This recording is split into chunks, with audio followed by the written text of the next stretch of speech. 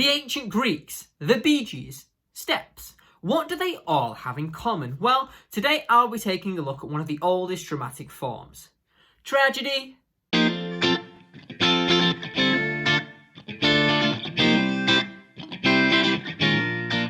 Now, when we talk about ancient Greece, we mean the collective of city-states in what is now modern-day Greece. And ancient Greece actually spanned across centuries, so it's often categorized into different periods. So when we talk about ancient Greek tragedy and this sort of birth of tragedy, we're looking around 5th century BCE, which in terms of those historical periods is the end of the Archaic period and the beginning of what is known as classical Greece. The Greek tragedy was believed to have developed out of the traditions of choral masked dance and song, also known as the dithyramb. Now, the dithyramb was a hymn performed to the god Dionysus, the god of wine, fertility, and theatre, but we'll talk more about Dionysus and the festival of Dionysus a little bit later. Now, music and dance has been a part of theatre and storytelling for most of human history. It predates the Greeks, predates the ancient Egyptians. Most ancient cultures used dance and song as part of their storytelling practices. In fact, theatre developed and emerged out of these religious and cultural practices. Theatre as we know it, as Greek tragedy as well, emerged from this dithyramb because things changed in the 6th century BCE when a single speaker removed himself from the chorus and spoke. His name was Thespis. Thespis was a singer of the dithyramb, and depending on your sources, he's believed to be the first person ever to have the principal role amongst the chorus. It's also where we get the term thespian from. It's believed that Thespis used masks to distinguish between characters, and this is where we see the emergence of the Greek tragedy. After Thespis, we had Aeschylus, a poet-actor from Athens. He added a second actor to these dithyrambs, and Sophocles added a third. Now, as written drama developed through Greece, it started to be seen as a person's civic duty to see these shows. These plays had a very specific meaning or ethos, and it got people to think about certain ways of living. Now let's have a look at the festival of Dionysus and how these plays developed. The festival lasted around 5 days and began in circa 535 BCE. Now, on the first day, a statue of Dionysus was paraded around the city of Athens and ended up in the amphitheatres or theatrons, viewing places. Here, the dithyrambs were performed and were judged in a competition. There was believed to be around 10 men's dithyrambs and 10 boys' dithyrambs. On the second day, comedies were performed to satirise society.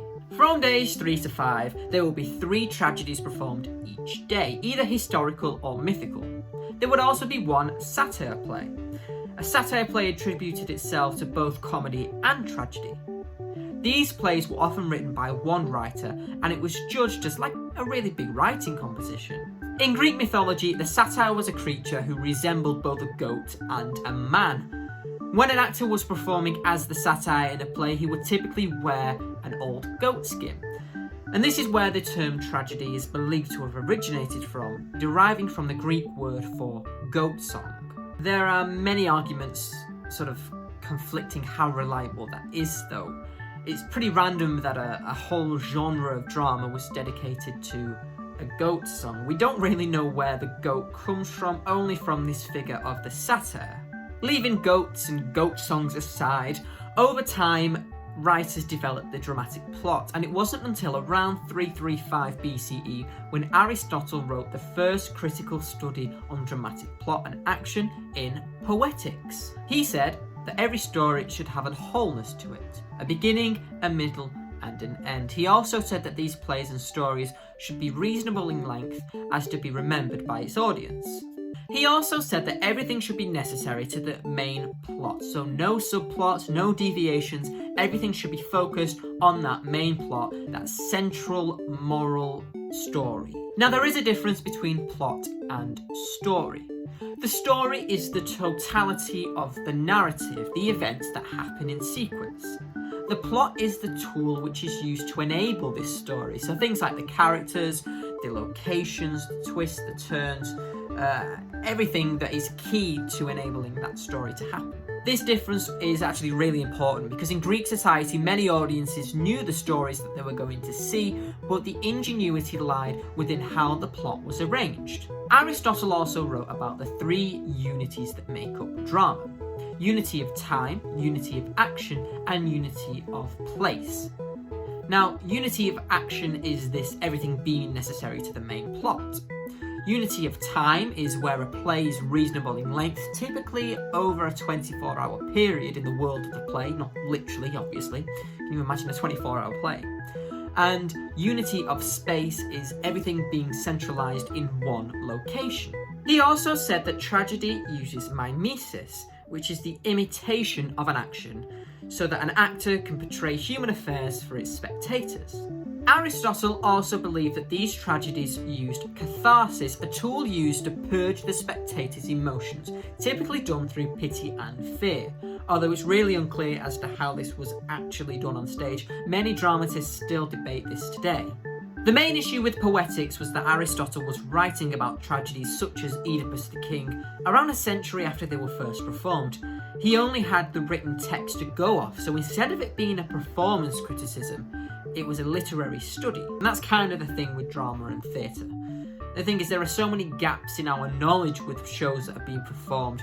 It's near enough impossible to recreate these conditions where we can see these shows performed again. Of course, you can replicate the conditions of production, but you never get the same effect. There are also other issues with poetics. Aristotle was a philosopher and a writer and a teacher. He wasn't a dramatist or a poet, and he was also, surprise, surprise, a really big misogynist. He said that women were subservient to men but held a higher position to slaves, that they were a container for the male sperm, that their bodies worked at different temperatures, which is why they menstruated. He believed that all women had sperm, but it was sort of released by the body because they weren't cooking the sperm. He's completely mad. So, not to discredit Aristotle completely, but there are a lot of issues with poetics. Unfortunately, out of the many plays that were believed to have been written and performed, only a few, around 32 full-length texts still survive today. There are many reasons why this is the case. The main reason is that back in the days before the printing press, texts had to be handwritten on pieces of papyrus. Papyrus doesn't last that long. And when plays were rediscovered, only a certain few were selected to be the ideal example of these tragedies, so only a few that survived were hand-copied and translated. The burning of the Library of Alexandria is another reason why we may never ever find Greek tragedies or any other Greek plays again, which is a sad thought. It was the worst decision ever made, and I will stand by that. So many things were lost, as well as tragedies, comedies, poems, laws, medical scriptures, scientific scriptures and theories. Yeah, it's quite sad. On that rather depressing note, that's all we've got time for today. Hopefully now you know a bit more about the Greek tragedy and the birth of the Greek tragedy. And if you want to know more about drama, theatre and performance, be sure to like, comment and subscribe. See you soon.